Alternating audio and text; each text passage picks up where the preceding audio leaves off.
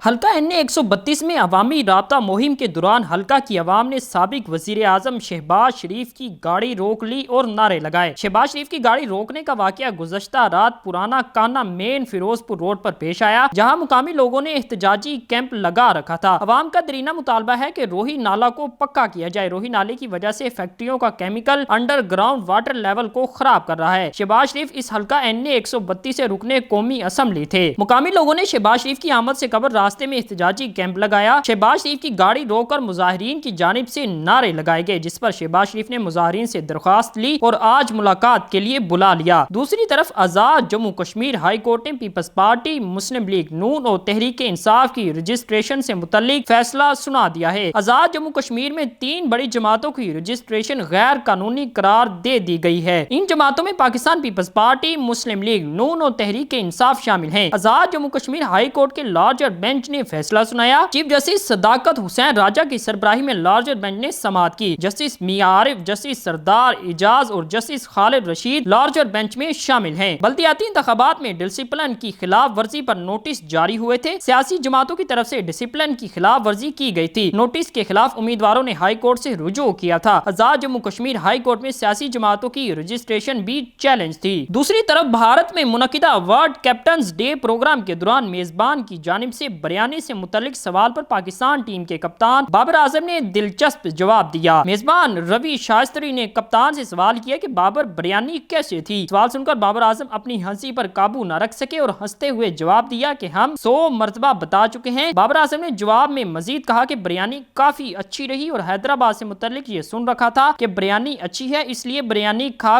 کر اچھا لگا۔